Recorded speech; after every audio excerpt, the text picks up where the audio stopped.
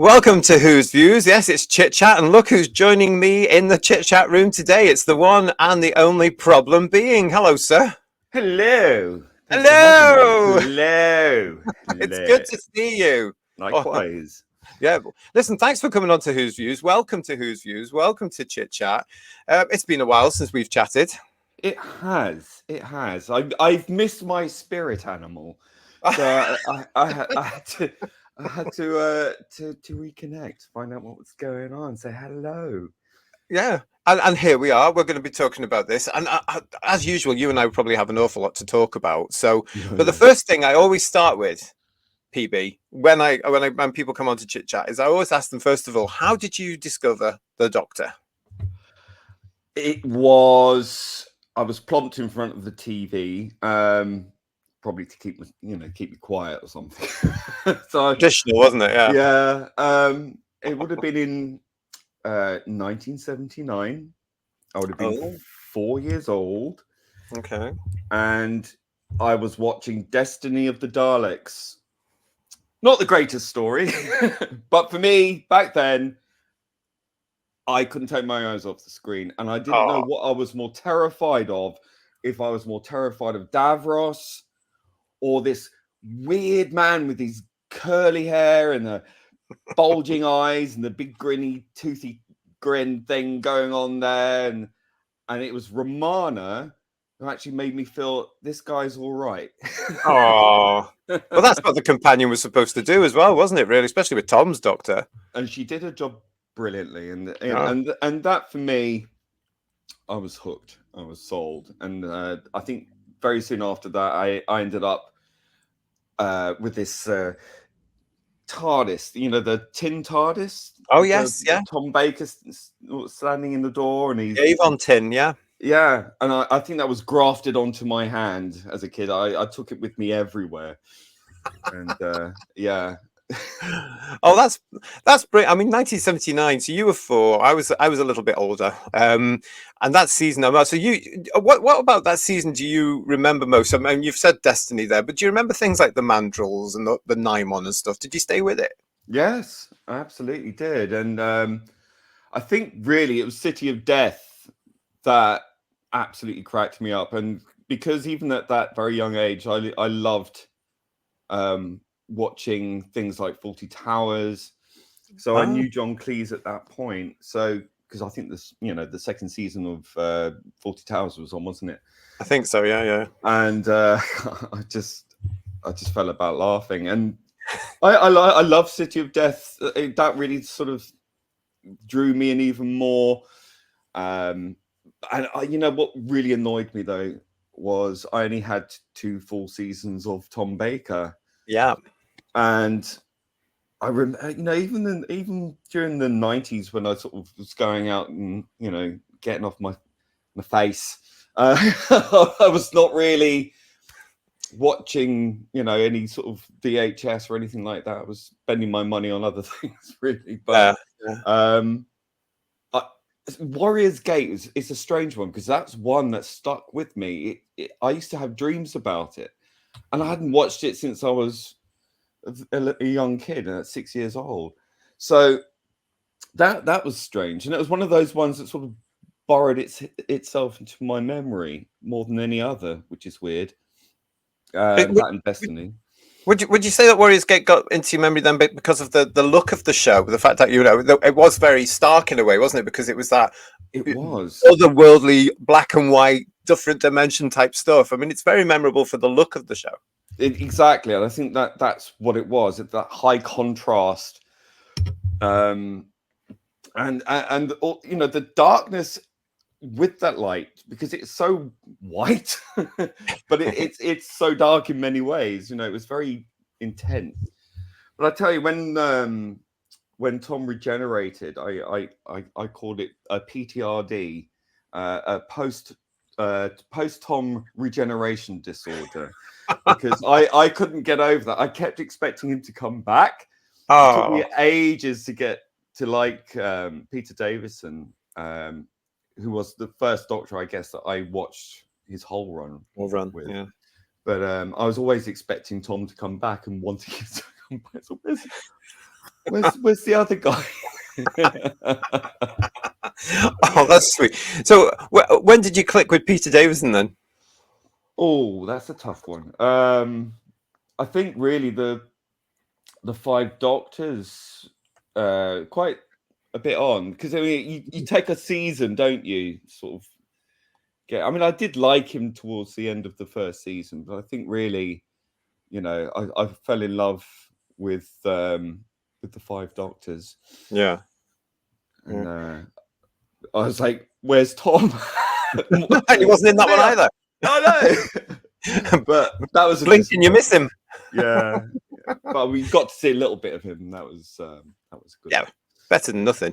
I mean, you're illustrating there the perfect thing about the difference between what I always have called, as you know, proper Doctor Who and the rebooted Doctor Who. It's story, isn't it? It's the fact that you've got a charismatic, in the case of Tom, there you've got a really charismatic, powerful lead that captured you as a very, very young person.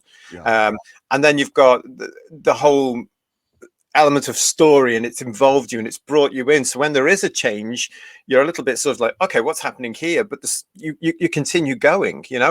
There's a huge difference between the way it was then and the way it is now. Yeah, it's it was something that wasn't something you'd expect. I mean, I don't think, unless you sort of read the Radio Times or watched evening adult television, that you would really know that there was a new Doctor coming in. I mean, I wasn't really familiar. It took that sort of trauma to bring me into, oh, this is how it works this one time. And then again, Colin came in. I was like, oh, not again. Yeah. Well, it's like a revolving door in this day and age, though, isn't it? They seem to be coming in every 3 years. I think really ever since Tennant, it's been sort of used as more of a sort of vehicle to go onto other things like Hollywood or whatever, Netflix or whatever.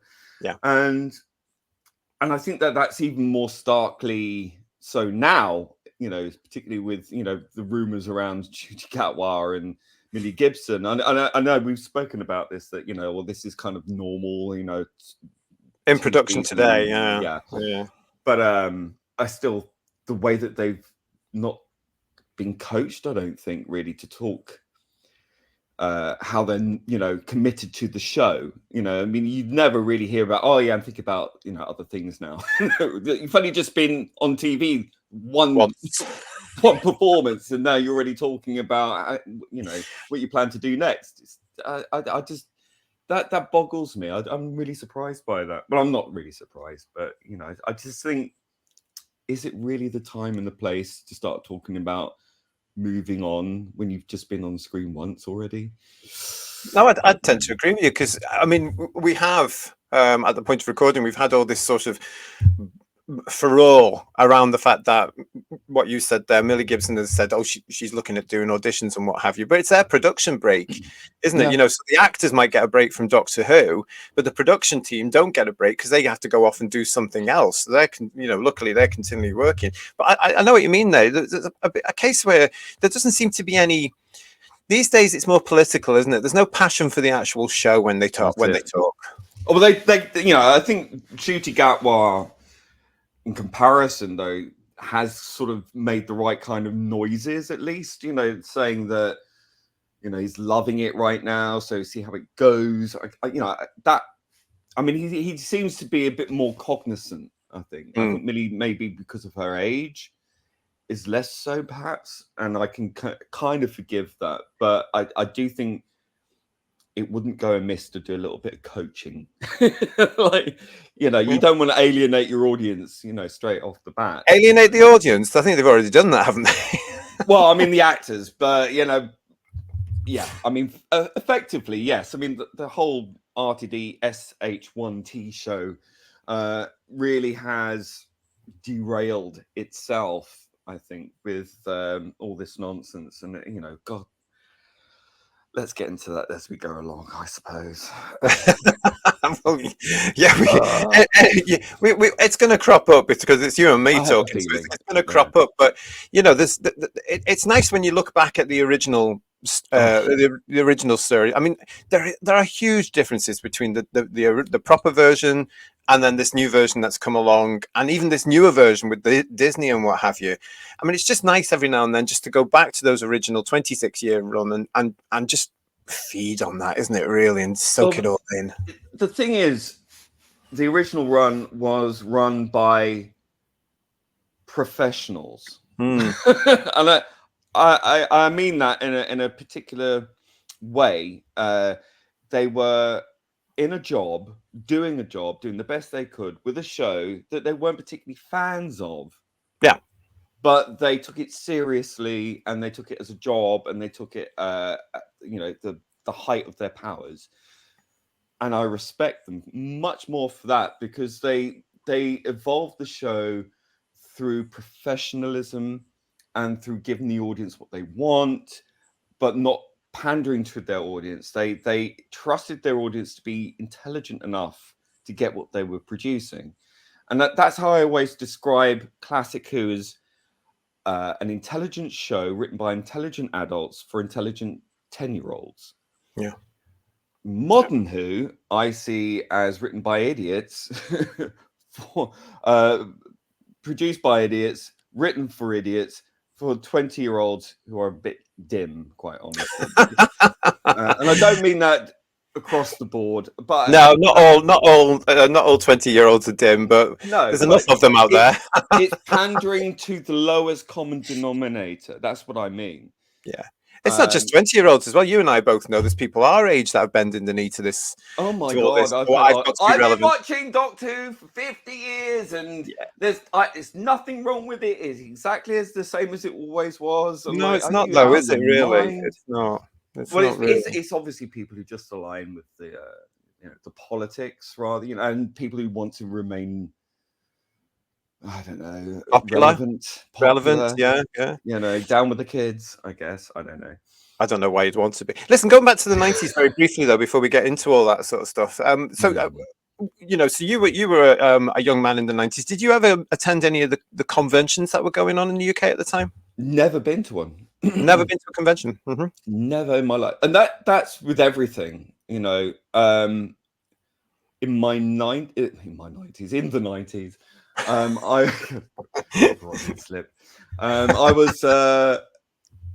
I was kind of straddling two different worlds. I was trying to find my feet with work. I was struggling financially, but I was still managing to find myself going out. And I had a whole totally different new life. I discovered who I was, what I was doing, what I wanted to do, and being a bit of a non-conformist rebel, as you do when you're in your 20s. I wouldn't know. Of course not.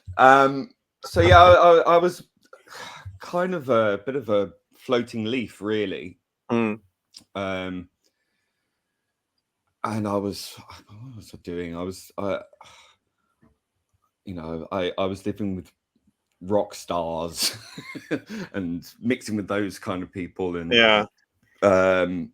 going to America and trying to live there and being incredibly crazy, and trying to be an actor or a musician, or all these things that you think you want to do. And I don't know. I just missed out on so many things. It was much later when, the rise of the internet and sort of remembering, how much I used to love that crazy show when I was a kid. Yeah. And rediscovering clips of it. And I remember watching the Scream of the Schalke on Flash, or it took ages to load, and it was it took about a couple of days, didn't it? Yeah. And then the TV movie and all that. So that kind of reignited my memory of it, and I used to have those memories of Davros and Destiny, and thinking I'd love to watch that again. Yeah. And Sharda, and I could not Sharda, Warriors Gate, and I was just thinking, what was that? Because I couldn't remember the name of the episode. I was just thinking, what was that? What was that lion guy? What was that all about? and I really want The to see lion it. guy. I like Yeah. So there was a massive gap between when I was younger and, when, I mean, it was really when I left school, because I left school in 1991, I think I want to say, or 1991. So 89 was really when it ended. And when I was at high school, we had a very, very, very good Doctor Who club. No, you did not, did you? Yeah. It's Wow. the only reason I went to that school in the first place. It was horrible, but it is worth it because I went to the great Doctor Who club that we had. We had the brilliant history teacher, Mr. Pugh. Was it Mr. Pugh? No, Mr. Pugsley. Mr. Pugsley, that was it. Pugsley. Oh, bless. I know. I bet you got some ribbon at Talia at school. Oh God, yeah. Well, I can go into that, but we had all, because he was a member of DWAS and was he? Is it Phoenix? Something like that. I can't remember what it was, but it was a Doctor Who club thing. So he had all these links. So we had all these episodes of Doctor Who, classic Doctor Who. That's brilliant. That we used to watch. So we had even because it was pre the VHS releases. So we had the black and white Pertwee stories and things like that. Terror of the, it was the Axons, I think it was. Claws of Access, yeah. Yeah, Claws of Axel. So that was still in black and white, I think, from what I remember. And we had some sort of really ropey copies, VHS copies of VHS copies of VHS copies of Happy Days. And stuff. So yeah, it's like through the snow, you could just about make out what was going on. But it would have been great for Seas of Doom, Seas of Death. But yeah, it was, and then we had visits from actors and production. So we had Louise Jameson. What? We had Michael Wisher. We had Nicholas Courtney. We had J&T. We had and this is all at school. Philip Hinchcliffe, came to visit us at our school. How lucky were you? And they were absolutely amazing. We were so lucky. We didn't even realize how lucky we were. This was normal. Yeah, well, I can assure you, PB, it wasn't. I wish I'd had things like that at school. We never got anything like that. I tell you what, when I was at school, if you were a Doctor Who fan, you got bullied. Yes. Well, I remember when it was during Sylvester's run, and I went to the school fete. I was tempting fate, clearly, because I went dressed as the Seventh Doctor, well, not, with whatever I could get. With the jumper? Because my grandmother knitted me one. Oh, bless. That's lovely. I love that. So, that didn't go down well. No. Oh, God. No. Yeah. But, no, we did go to see The Ultimate Adventure, and because of my teacher's connections with DWAS and Phoenix, we got to meet the great man, John Pertwee himself. It was at the opening night, or was it the opening night? Was it the opening? It might have been even the earlier one, because I think it would have started with the matinee. Best preview. Yeah.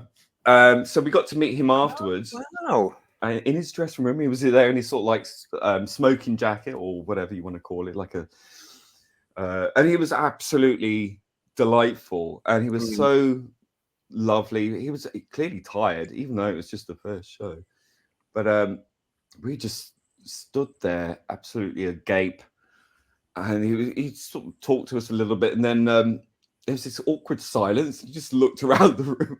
He said, "Do you want to ask any questions?" Oh, bless. And we were just like, and I said, "Can I have your autograph?" Oh, that's brilliant, because that shows you the power of Tom had it as well, but both John and Tom had this believability as the Doctor. Yes, you knew they were actors, but there was something about both of them that made you hold your understanding of reality for a little while, because they were the Doctor, the two of them. Whenever, I mean, no disrespect to anyone else, but when I've met somebody that isn't necessarily there, but with those two it was, and that was their power. It was, and the thing was with John Pertwee was that, you know, first of all, I knew him as Wurzel Gummidge Wurzel, first. yeah, fabulous show. Oh, brilliant! And it used to the opening titles used to terrify me. I used to scream and run away. You did not. It was only if he fell forwards. Remember, like, originally he would fall forwards at the end of the title sequence, but later on, I think he went backwards. Yeah, that was less terrifying because it was just the shadow on his face and the nose and the so funny. That is brilliant. That's another memory. Terrified me. Did you like the bit where he used to take off his heads? Oh, a lot. Yeah, that used to scare me. Yeah, I mean, it's great. You know, I think it's important that kids are scared by things like, because then, you know, when it's over, you know, you're still alive, you know, still breathing. It doesn't hurt you. It's fine. But obviously, because we watched a lot of his episodes, we'd seen the Five Doctors, and, you know, we've seen all these other stories on VHS. We were familiar with his Doctor, and I think that kind of made him happy to know that, you know, there was this whole younger generation who still knew who he was as the Doctor and was still there to watch him as the Doctor. Yeah, and that was great. And then we also got to go to BBC to the dress rehearsal for Ghostlight. Oh, so we met historical story. Yeah, well, we met Sophie and Sylvester there, and I was wearing my jumper. Ah, and he went snap, and I said, "Well, you're not wearing yours because it was dress rehearsals." I said, "Yeah, it's too hot." So that was lovely. So J&T was really nice, and we got to stand there watching them do the rehearsals in the, you know, where they've got all the characters at the bottom of the stairs, you know, in that grandiose hallway. No, that's fabulous. Yeah, so we got to see all that going on, and that was great. It was very long. We were standing there like watching the same thing over. Bit much. That's the thing, though. It's historical for you because that was the last one they did. Yeah, and that was the thing that has kind of haunted me ever since, when I sort of learned more and more about the history of what happened. And it's like, well, did they know at that point that it was over? And there's these kids looking up to them and going, "Oh, high expectations," and then probably thinking, "Christ, you know, this is it for them." Oh, you know. So I don't know. It might have been. To be honest, from stories that have come up over the years since then, they didn't. Oh, right. No, they all thought, and Sylvan Soph has said this over the years, as well as John did as well. They thought that they were gearing up for another series because it was unlikely, you know, that. Well, John was always trying to get out, anyways, you know. Yeah. But certainly, no one had said to them at that point, while you were there, "You're not coming back next year." So I wouldn't be haunted by that if I were you. Well, it's a huge relief. I can have it. Oh my God. You're all right. How wonderful was your teacher to sort this out? Obviously, it helped that he was a Doctor Who fan and he had all these contacts and stuff. But that is above and beyond. That's absolutely fantastic. We were very, very, very lucky. Totally, very lucky, and we had so many wonderful people visit. I mean, Michael Wisher was amazing, and Nicholas Courtney, what a love. He was such an adorable man, and he was so gentle and so kind, and they gave their time to us. You know, I don't know if they were paid. I assume they were, but I don't know where from, because we didn't pay anything to be in this club, but maybe it's part of the educational fund. I have no idea. Maybe it's just, you know, that well connected. I have no idea to this day. It's probably down to his connection, by the way, and also because in those days, of course, people wanted to do stuff for youngsters, and it wasn't about necessarily, you know, charging for an autograph or charging for a picture. And I think that is kind of the mindset that separates the classic Who from current Who. I think it's now such a machine. Yes. Yeah. Whereas back then it was, you know, it was like, oh, we're doing it for the love of us, you know, postage stamp, and you know, doing it for the love of it, or because, you know, whatever reason, you know. But the money wasn't the main motivator. It wasn't cachet or of any kind, you know, cultural. It was just human beings being human beings. Yeah. And PR was different than PB as well, because, you know, they knew that if they interacted with their potential audience, especially the younger ones, that was the audience. And I mean, look what happened to what we now call classic, I call proper Doctor Who. Yeah. We were around those actors and those production people for years, and we would go and see them in their stage shows. We would go and see them in their films. We're supporting many of them to this very day because of what they did back then. I can't necessarily see that happening for the new generation, really. I think that will die off eventually for them because there just isn't that sort of same commitment.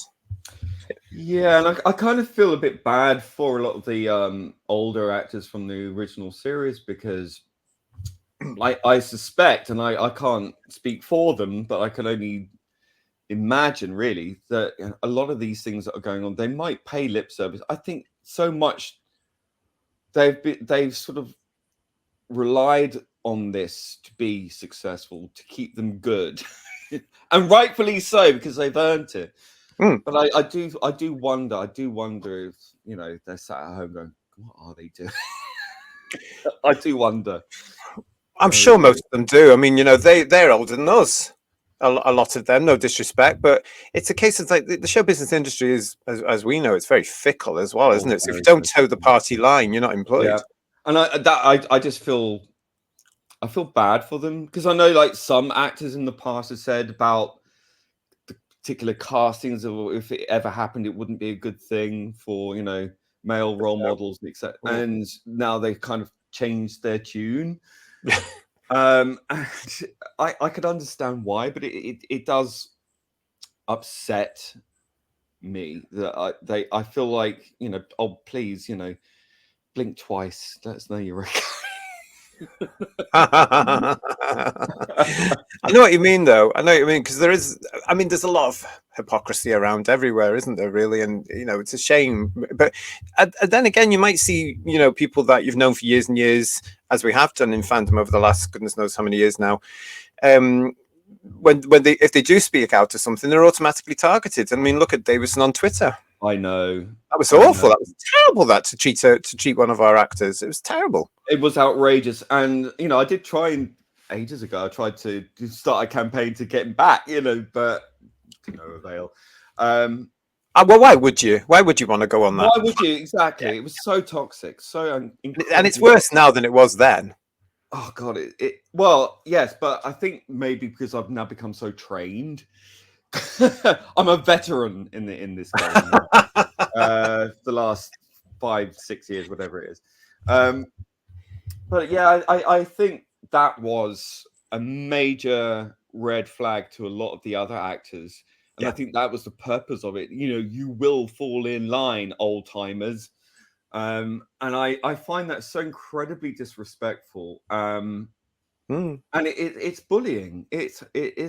It's bullying one way or the other. It doesn't matter which way you slice it. If you speak out or if you say anything, or if you don't sort of prostrate yourself before us, then we're going to cancel you. It doesn't matter what your influence on the show. It doesn't matter even if you were one of the doctors. We will cancel you. Yeah. But it's amazing how since then, Peter Davison has gone on, and people are, as you say, fickle. They've kind of Peter Davison. Oh yeah, What you shouting for him to be cancelled? Like not that long. Well, good for people like Peter as well. Still working, still pulling them in. Still doing great work. And why would you want to go on social media after seeing all that and then just forget them all? Do you know what I mean? It wouldn't be surprising to me if anybody from Doctor Who turn their back on fandom because of the way it is now, because it's not the same, is it? It's certainly not the same fandom I knew. Well, no, it isn't. It's all red carpets and fashionistas and Klingons, as I call them, or the sort of sycophants. And it is sycophancy. It's very elitist now. I mean, it's always been a bit elitist, let's be honest, but not to the degree that it's now just nothing but a fashion accessory. Doctor Who feels like the backdrop for egos and personalities, inverted commas, rather than the actual show itself. It just seems to be a vehicle for these so-called personalities and the politics and all the other nonsense that it comes with it. It's all very 21st century. It's all very 2024. It's all very facile, and it will be dated much quicker and much more permanently than any of the classic series. The classic series, for all its timely flaws and all its, you know, dated effects and dated this and dated that, the stories are universal. The stories are the ones that will linger longest, because the current stuff is so focused on the minutiae of the most pettiest modern day foibles that it will date. I mean, it's already dated, in my opinion. I just don't think they've caught up with what's really going on in the world. But to build on your point there, it seems like the show these days is more about the people that work on it or are in it rather than the show. Do you know what I'm saying there? And that seems to have gained momentum since 2005, 2006, really, where it's always about that. Yeah, I just think it's become too self-aware. Yes, you know, that's a good term. Yeah, and not in the good way. You know, and usually when we accuse someone of being self-unaware, for example, it's like they don't realize. And you could also throw that accusation at them. They're not very self-aware, but they themselves are very self-aware about what they're doing with the show. Yeah, but I don't think they're self-aware enough to realize it doesn't work. But they're not listening, are they? They never do. These people. They're not, and you know. But I think J&T did understand his audience, you know, for all the flaws of his era. You know, I mean, could you imagine Russell T. the Davis, or Judas as I call him, having someone like Chris Chibnall sat there and then demolishing you on live television? He wouldn't do that, would he? No. No, well, you wouldn't be allowed. Wouldn't be allowed. Yeah. I mean, it's a different sort of power that they hold now, isn't it? I mean, J&T wasn't that powerful in that sense of the word. He was there. He did the job Monday to Friday. He did the best of his ability on 20 pence a year. You know, now you've got these people that are very powerful in this industry and can pull strings and dictate. That's something that they never dreamt of. If you were a BBC producer back in the day, you were just a BBC producer and you could be swapped at any time. So you bloody well did your job. But now it's the other way around, isn't it? The producers seem to be ruling the BBC. Yeah, and the thing is, I think what it is, I think the main mistake was, and Doctor Who, I think in 2005 really set this as the new standard, was importing the idea of a showrunner. Oh, you know what I think about that, PV. Yeah, and I totally agree. That's why you're my spirit animal. And that's why I agree, because it is a demagogue kind of situation. You create yourself into a totem.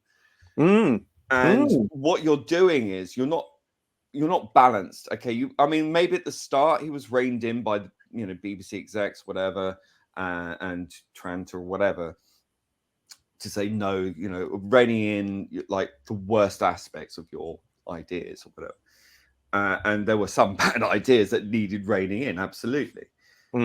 Now we've seen him, the Emperor without his clothes, and I don't think there's enough people or anyone there really to rein him in. Now he's answerable to Disney. Now he's answerable only to Disney, I think, and maybe someone at the BBC. I don't know. I think BBC Studios would. I think BBC Studios would be there where he put. But the problem with the BBC is, we've often said, is they don't really understand Doctor Who. They know they've got something in it that's magical and can make them money, but they've never understood it. And as I said before on one of our other shows, now they've got Russell, who they believe can do that because he had a success with it before. But it seems to be going the other way. Yeah. Well, that's it. Once you've created this messianic kind of figurehead, the showrunner, I just think that's a massive mistake. I think you need that balance. And I think they had it right in the 60s, 70s, and 80s by having the executive producer, the script editor, the writer's room, and that wasn't really a writer. You had all the different writers who would throw in their scripts, and then they'd all thrash it out over what was going in, and the script editor, people like Terence and Chris Bidmead and Eric Saywood, they would shape it, wouldn't they? Really, Absolutely. Yeah. And I think in a weird way, it was kind of Moffat maybe that reined in RTD more than anybody, I guess. I don't know. But I think it's quite stark how different it feels now without that kind of energy or without that kind of balance. Maybe that will change coming, season 40. I doubt it, quite honestly. I think we've got a runaway train. I think Judas T. Davis has sucked so hard at the teat, shall we say, of wokeness that seems to take precedence. I know terrible things have happened along his life journey, and I totally understand that, but it almost feels like he's taking it out on people. Yeah, but then again, people, life is his journey, and we all have terrible things happen to us, Yes, and look, I have a friend who's in his 20s, has autism, and grew up with Russell T Davis's Doctor Who. Okay. And he loves David Tennant and all that, and now he can't even watch it. Oh, what a shame! Because he feels hated by Russell T Davis. Really? Why does he feel that? Russell T Davis told him to F off when he had a bad day and he criticized RTD on Instagram and got a big whiplash of negativity. Yeah, as you do. It really affected it. And with someone who has autism, they take that kind of thing very, very to heart.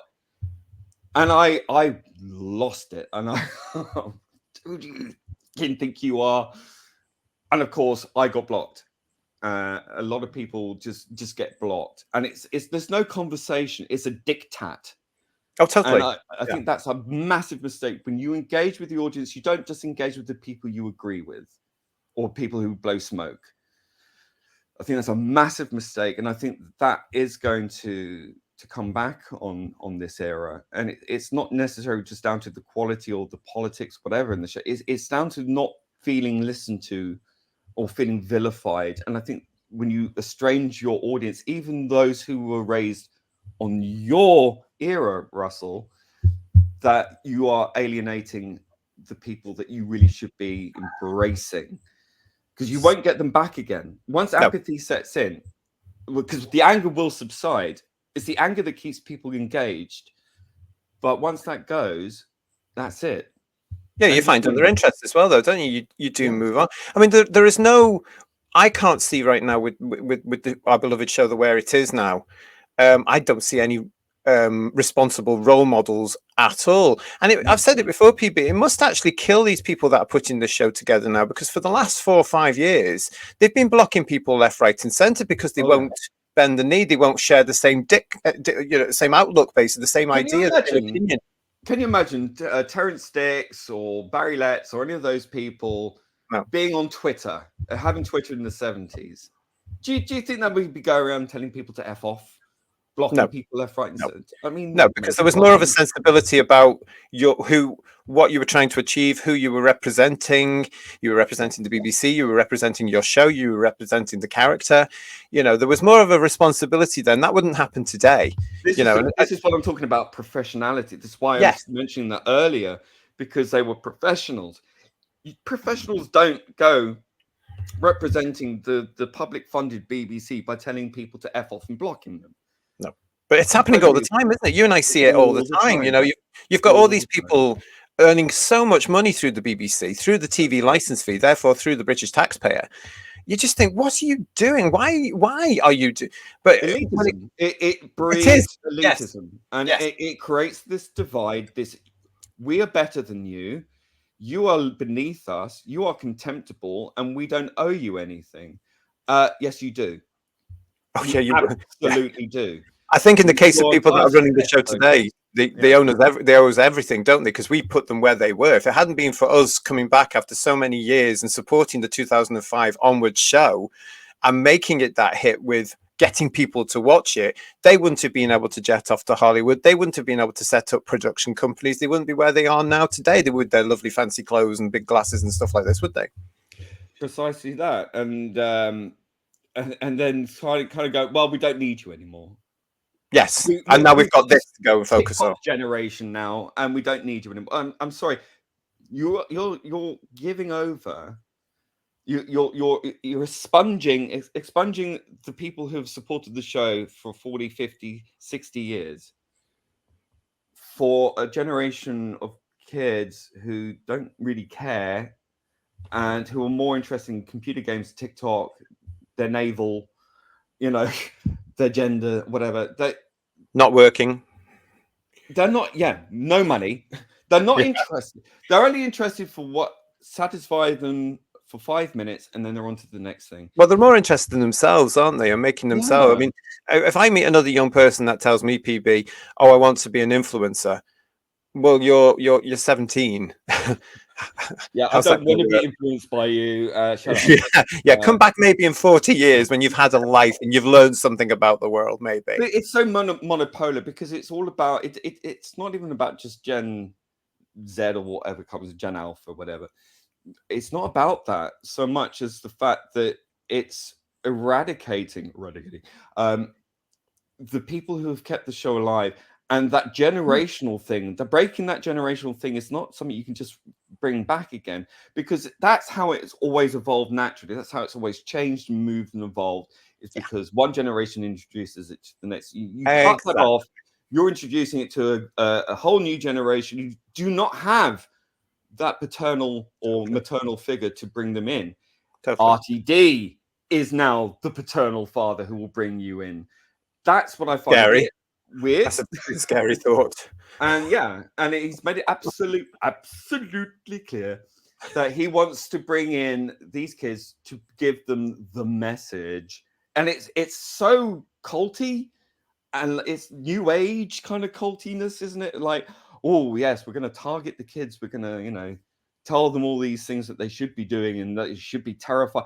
And when I heard about the Sea Devils coming in for their own show, I'm thinking, okay, I can see it. Okay, here we go. We're ready. Prediction. It's going to be about climate change. Of course it is. It's going to be about climate change, and it's going to be led by two stunning and brave lesbians and Joe Grant. It wouldn't surprise me at all. I mean, even the title that we've heard the rumor of at this stage as we're recording, it's political in that, isn't it? Really, but it wouldn't surprise me at all. I mean, the whole aspect of this. Now, I mean, to touch on your point there, the whole brilliant thing about Doctor Who when it was a proper family drama was exactly what you're saying. The grown-ups, whether it be mum and dad or grandpa and grandma or whoever it was, would sit down with the kid and enjoy the show for what it was, and the kid would grow up and then eventually pass it on if they had kids as well. That's how Doctor Who worked. And the BBC never seems to understand this. They're so focused right now on trying to get the next generation of license fee payers that they're pushing all these elements into every single show, everything that they assume young people want to hear. And I know from some of the youngsters that have joined us here on Who's Views and are subscribed to the channel, hello to you, all of you, they're coming out and telling me, well, no, we're not interested in all that. And I can't watch that particular show that they're doing now because it's just too much preaching, or we don't believe in that. We'd rather go and watch Tom Baker. They're missing that out. And I think it's down to desperately wanting that next generation of license fee payer, which is not going to come. No, it's not going to come. And if they think the TikTok generation who have expectations of everything to be handed to them for free, they're not going to be license fee payers. I'm not even a license fee payer at this point. I told them to F off. Yeah. Especially after their coverage about Israel and all this PQ plus stuff. Nuh-uh. You're not having a penny from me. Especially after what you've done to Doctor Who. F off. And I think for various different reasons, that's becoming more and more commonplace. Whether or not they're going to have one in the first place or whether people just say, I've had enough. Now, the thing is, it's chasing this modern concept of the modern audience. What is the modern audience? It looks very much like the old audience, but you're chasing this thing that doesn't exist. Absolutely. It's not there. Mm-hmm. This is a postmodern nonsense idea that the audience have just changed overnight. And everything's about change. Have you noticed? Change this. Yeah, we've watched Doctor Who for over 40 years. We know what change is. Thank you. I've lived longer than you. I've seen change. I've straddled the analog world through the digital world. Exactly. Don't tell me I don't know anything about change or I'm scared of change. Shut up. Yeah. It's nonsense. Okay. And stop pandering, because when you start chasing after your audience, you've already failed. The audience should be flocking to you because you're offering quality. And that's why audience viewings haven't changed. If people want to watch a show, they will watch it in their droves. We've seen it with Netflix. Yes, there's much more in the way of choice. There's a plethora of things out there, but to borrow the what was his name? The antiques guy on TV with the terrible tan. Yes, I know who you mean. I can't remember. I saw him once in Manchester in a great big blue Rolls Royce or Bentley or whatever it was, which had tan interior. Everyone knows interior. I was like, that is so tacky. Tacky as hell. Was it Dickinson or something like that? That's it. Yeah. Well, he always used to say, and I transplant this over everything, is quality always sells. And he's right. Absolutely. So I'm sorry, if people aren't absolutely wetting their drawers to watch Doctor Who on its broadcast, they're not interested. Oh, I'll watch it later, or I'm not bothered. I've got better things. I'm perming my nails. It's not good. It's not good. Now, I've been having this tete for tete with the ratings people on Twitter. Yes, you have, haven't you? Since Christmas 2023, really, you've been querying various things, haven't you? Well, I find it very odd. Like, okay, in 2018, they brought in this 4-screen thing. I've mentioned to you before, this was new to me, and it was only new to me because you mentioned it on one of your tweets, X's, whatever we call it now. And I was like, I had to get in touch with you, didn't I? I said, what's you talking about, love? So tell us about that 4-screen, because I don't think it's never been publicized. It's not, people don't. I don't think people know what that is. Well, let's just have a look at this linearly. Okay, so in 2005, when Doctor Who came back, what did we have? We had an analog system, obviously, so it was very different. We didn't have iPlayer, so it was bums on. It wasn't any overnight figures. No, it was on the hour, right? So that was what you got. So you had however many millions it was, and that was it. There was no catch up, nothing. Then when it went digital, and then we had iPlayer, so they added the 7-day consolidator, so people could watch it on iPlayer and do the catch up. So that was added. So it's sort of ways. I still laugh at that. Sorry, I still laugh at it. It's ways of bolstering the numbers. Okay, so it's fair enough if people are going to watch it. They're not going to watch it traditionally via live television. They're going to watch it catch up later on. Fine. So people are maybe a little bit less bothered about catching it on the night, but I mean, it still shows the enthusiasm, doesn't it? The overnight or the on the night. Well, it certainly shows the passion. I've always said, as you know, and I've said on this on our shows plenty of times, I'll always go by the overnight figure because it shows how many bums on seats you had that night, how many people were actually interested in going out of their way and sitting down with a cup of tea and a chocolatey eclair or whatever and watching the show as it went out. And that figure has gone down dramatically. It has. And people will argue, viewing habits have changed. Yeah, okay, in a way they have, but bugger off. If it's quality, if it's excitement, if it's doing its job in bringing people in, and people are enthusiastic and fans want to watch it, the audience, or the general audience want to watch it, they will watch it. All right, no one's hog-tying them to watch it or to watch it on the night. But surely if you're curious and you really, really, really love the show and you want to see it, boom, you're there. Yeah, totally. Okay, fine. So we got the iPlayer coming in, so people can watch it later if they've got busy lives. People are busy and they're fine. I can understand that. So that could be a factor, not a problem. I mean, people have always been busy, but whatever. So iPlayer is introduced for the 7-day consolidated. And then in 2018, without any fanfare, obviously, they brought in this thing called 4-screen, which sounds a bit sexy. Plus four Turns out it's screen. not. It's not. Oh, yeah, it's massagey a little bit. Well, yeah. So even though we had the iPlayer and everything's digital now anyway, they brought in plus four screen, which is how you watch it. So I mean, you could have a household that has it on TV, but also you might have someone watching it on iPlayer, on their phone or on their iPad or on their laptop. I'm like, okay. And then that gets added on separately. So you got the overnights, which is a lower number, you know, and then you got the 7-day consolidated, which is how many people watched it on catch up. Yeah. Which we just assumed was everything because it's all digital, right? And then the plus four screen, which is how you watch it, which isn't on TV. But surely that would be the same thing. You would have thought. But no, apparently not. So this was added in 2018 just to coincide with Jodie Whittaker's run, just adding that in there. But it was always reported separately. Okay, it was always added on after the 7-day consolidated. And everyone said, well, the 7-day consolidated is now the standard. Well, that's changed again. So it's gone from the on the night, that's the standard, to the overnights, which was the standard, to the 7-day consolidated being the standard. And now we've got the plus four screen separately tacked on at the end, which no one really took seriously.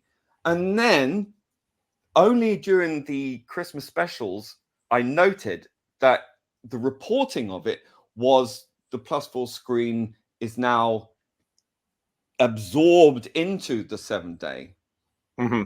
And this is where you started asking the questions as well, wasn't it? From people in the always industry. been that way since 2018. Well, no, because I remember there were times where you know, people were reporting the 7-day consolidated ratings, but they've gone back in time and re-edited the data on all their little websites, you know, the fan sites. They've actually gone back and changed the. You've actually seen this. I've taken screenshots showing the difference between how they reported it. They've updated it to include the 4+ screen as absorbed. They changed it again to bring back the 4+ screen as a separate thing.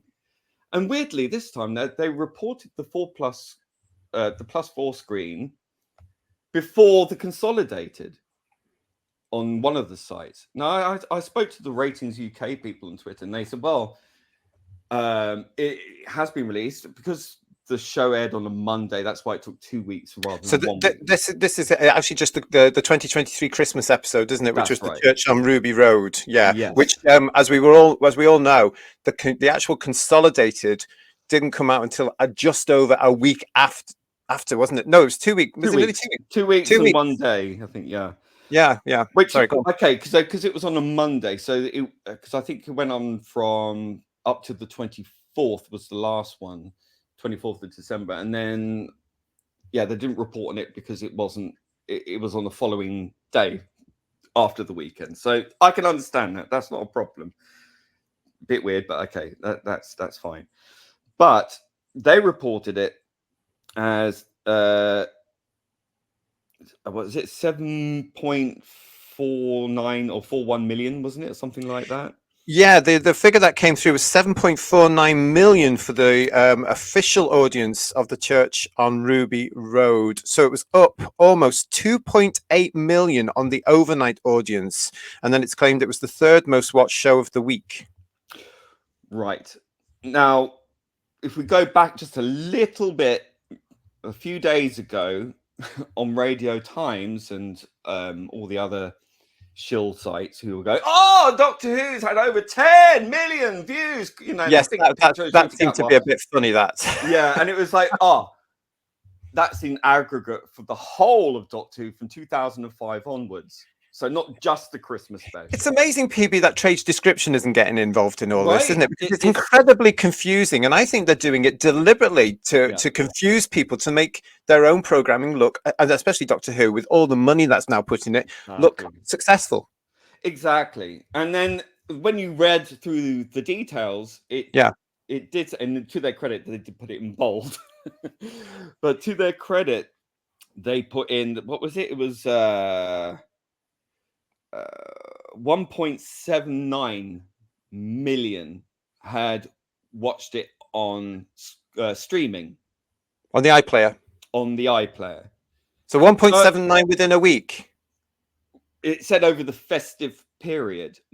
I mean, that's very vague, but That's about a week, isn't it? Because the festive period stops on the 1st of January. I would say so. So then I was like, well, hold on a minute. You're claiming now, because I said, well, what's the 7-day figure? Because they released on the Doctor Who TV, they released the +4 screen, but not the 7-day consolidated, which was weird. Yeah. So then I asked for from Ratings UK what the 7-day was, and they said it was 7.26 million. So I'm like, okay, hold on. If it's 7.26 million 7-day and 7.49 million with the +4 screen, what? Right? Yeah. Are you with me? Yeah. So where therefore, if you look at the original overnights, which was, what was it? The overnights. The original overnights were 4.73 million. So if you add what the Radio Times reported, which was 1.79 million, that adds up to 6.52 million. Which would normally be the figure they would publish. Yes. But even though I added that up as 6.52 million, because I'm going by what's reported, where's this extra 970,000 coming from? And you would have obviously have asked that. Have you had any response to that as of recording? I had some really vague answer. And it's no skew. It's just a transparent way to see how people are watching. It is the case for every show and has been since 2018, I believe, around about then. So I'm like, yeah. So what are they saying? Are they saying that they're actually looking at the overnight on terrestrial television? That's one figure. Then they wait for a week to get how many views it gets on the iPlayer. And I'm going to say this now before I forget. Prove to me it's the British public on the iPlayer that's watching the show. When I've seen tweets from very, very, very devout fans of this new reiteration who are going back saying, I've watched it 20 times now, so prove that to me. Not only that, but you get Americans or Australians or whatever who can tap into iPlayer. They forget. They can, you're not supposed to. Have you got a TV license? Click yes. And there's no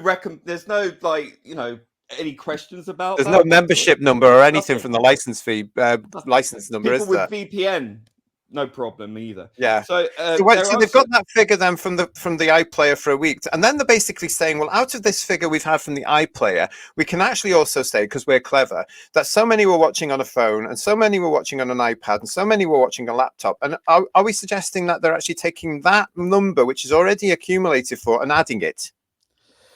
Yeah, but the problem is when they're saying the 7-day consolidated was 7.26. That's consolidated. That's not with 4+ screen, 4 +4, whatever the hell it is. So again, where's that extra bump come from? Because I added up from the 1.9, the 179 from Radio Times saying that the streaming for that particular story was, and I add that to the overnight, it comes to the 6 point whatever I just said it was. So I mean, it's the maths is not good here. The maths is confusing me. I'm not a great mathematician by any stretch. I mean, but this is basic arithmetic, and it doesn't add up. It does not add up, and they keep checking. And one of the responses was see below. So they said this was streamed on iPlayer. These are tricky. These are tricky to include because they can be on TV. On some are included in typical catch-up. Some are repeat streamers too, so need filtering out. So apparently, according to them, they filter out repeat views. What repeat views? The BBC doesn't repeat the show, does it? No, I mean on iPlayer. Oh, on I assume. I don't know. I mean, I'm just reading what they're saying. I'm just trying to piece it all How together. would they know? They can't possibly. I mean, as you say, the problem with the iPlayer is all you have to do is answer that very simple question: do you have a TV license? And if you click yes, they believe you. They don't ask for some sort of number off the TV license. They don't ask you for any personal information, whatever. So you can gain access to it. Now you can do that over and over and over again. And I believe don't they do that on purpose. I believe they do that on purpose because it doesn't matter where it's coming from. If they get the ratings, they can boast about it. Well, that's the truth, and you can't show. They're not. If they're suggesting they possibly could be filtered, they're not. They're not going back through it to say, "Oh, we had 32 views coming from 14 Windsor Place." Did they? They're not doing that, are they? So, Ratings UK carry on saying some are repeat streamers too, so need filtering out. Apparently, they're filtering them out. He says, "I believe." So there's no. Yeah. Some will then also be included in platform figures. A platform figure. A platform figure. What's a platform figure?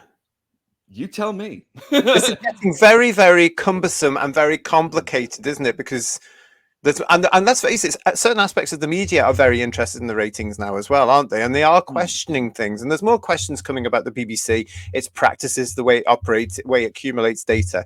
And 2024 is going to be full of that. Let's get over that. And they're not helping themselves here, are they? No, he says iPlayer streams and official catch-up reports are not mutually exclusive. 7.49 million includes both, and they filter out overlap. Can you work out what that is?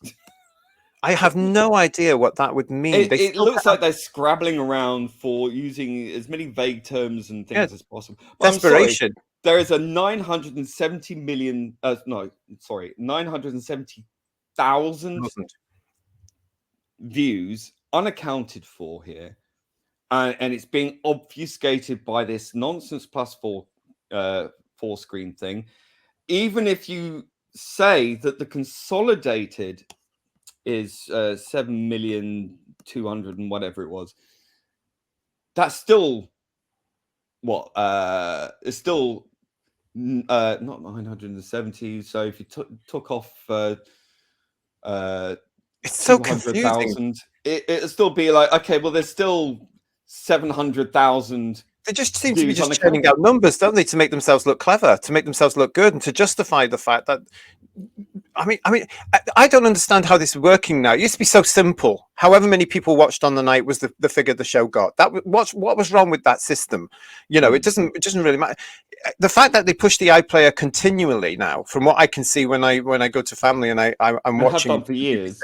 Right. Well, I haven't watched it for years, because I've only watched it recently because I didn't watch Doctor Who from the minute Capaldi went. I didn't watch it, so I wasn't watching the BBC either, because that's all I would watch it for. But when I have watched it over the Christmas period and the period where we got those Tennant episodes, I thought, how many adverts for the iPlayer can they push? But I don't understand how it corresponds, because we've also had the figure for a brand new drama that was dropped in January 2024 called Fool Me Once on Netflix. Now that's an 8-part drama, of which all 8 episodes were available as a binge watch. And as of the 8th of January, they were saying it's been watched by over 12 million UK viewers on the opening episode alone. Jake Cantor, investigations editor for Deadline, revealed figures for its opening week on the Netflix. The opening episode was watched by 12.3 million UK viewers, with the next 2 episodes also above 10 million. So the way that they're obviously accumulating their figures and compiling the figures is totally different to how the BARB is doing it for terrestrial. Let's not forget, Barb is co-owned or invested heavily, I would say. It's, again, very unusual, by all the main terrestrial TV channels, BBC, ITV, Channel 4, and Sky, Channel 5, of course. So when you think about it, it's a private company, but it's co-owned by the BBC. Therefore, you don't have any public accountability there. You don't have any freedom of information request ability to go and actually ask. Apparently, you can write to them and ask them. They're apparently very, very good in responding. I haven't tried this yet. I might try. because I find this, like you do, very confusing. Bringing in the 2018 +4 screen thing just seems very innocuous to me, like in terms of the reasons for it, because I mean it just seems very strange that in the digital age you're telling me that how you stream it affects the rate, how the ratings are collected. Yeah. Whether it's on digital TV or on digital streaming, I mean, it's still streaming digitally. I mean, why is it separate? Why are you reporting these things separate? So you're telling me if someone was watching it on TV, they could have it running on their laptop and on their phone and on their iPad at the same time? You know, And that's that 3 counts different as views. different views. Yeah. I mean, this has been my theory for a long time. If you're watching it on all these different things, it's a different number.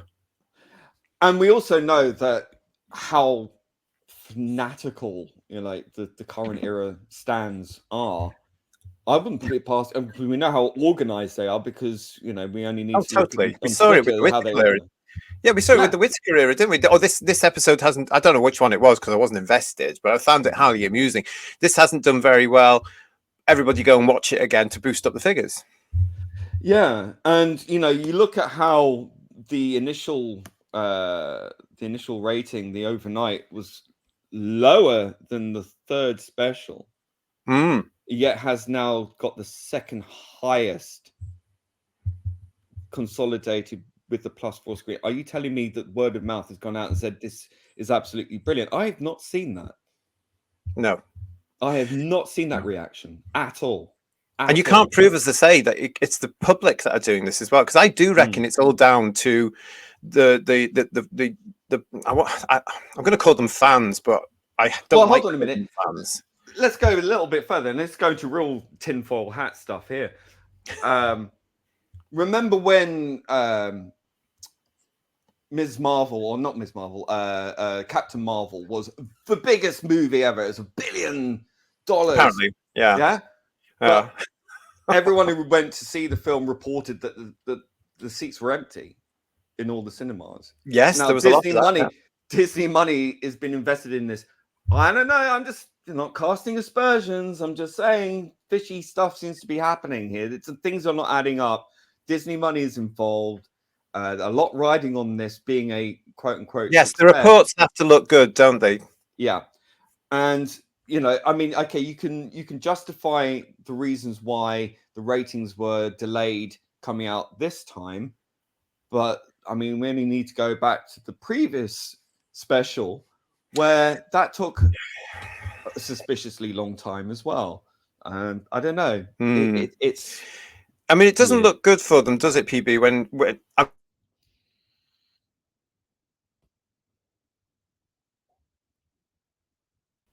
says. Oh, there we go. Back. We're considering now, PB, that there is so much. How can I say this? There is so much in Doctor Who, as it were, as well, which they won't want to fail. And here, yes, I'm talking about the messaging that is coming through in the episodes, the politics that come through on these episodes as well. It's all there, and it's all this ideological stuff, and all this how they think we should all be thinking. The whole "you will think like us." It's alienated a lot of people. Yeah, they won't be like us, or you will be cancelled. Well, exactly, but they won't want to see those messages being rejected in any way, shape, or form. And that's something that's coming across. I mean, we've talked about on the show, on this channel before, about the BBC denying woke bias, when it's pretty obvious that those messages are in practically all of it. They have a 20% target in all programming to be diverse, whether you're enforcing it into the show or not enforcing it into the show. That's all there. Nobody is going to want to see all this being rejected, especially by the British public, and yet it does seem to be. Well, I mean, again, you know, you look at this. I mean, this has really. I mean, I said this right from the start when Disney got involved. I said this is going to be more than just a distribution deal. Disney don't just hand over money and go, right, off you go and do what you need. You know, no, I said that right from the start. Unless of course you're a director or a producer. Yeah, of course. Yeah. But Yeah, go and do what you want with and that. Q word. Yeah. Yeah, that That's as the well. way I'm Yeah. watching it. But I find it very, I thought that was always going to be a problem. I was like, oh, get your mitts off my Doctor Who, and I just knew we were going to end up with this. And I was out when I saw the Davros thing because I knew exactly where it was going. And you only need to look at Disney. Disney lost, what was it, $2 billion or something like that? Well, it's increasing on a weekly basis, isn't it? Right.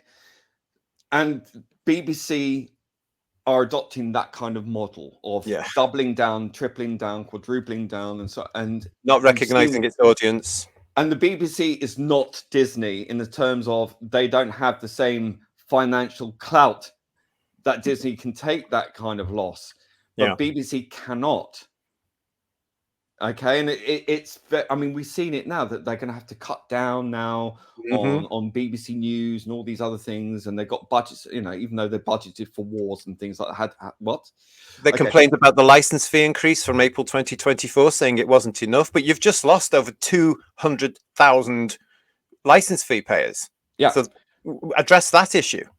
Yeah, no, well, they're much more interested in mugging old grannies for their money. Now, that really annoys me, actually. Yeah, I'll just explain for anyone watching here. In the UK, you got to a certain age, you got to pensionable age in the UK, and the BBC said you don't have to pay anymore for the television service. Because let's face it, in the United Kingdom, some of the older generation to this very day spend their time watching the television through the day because whatever reason.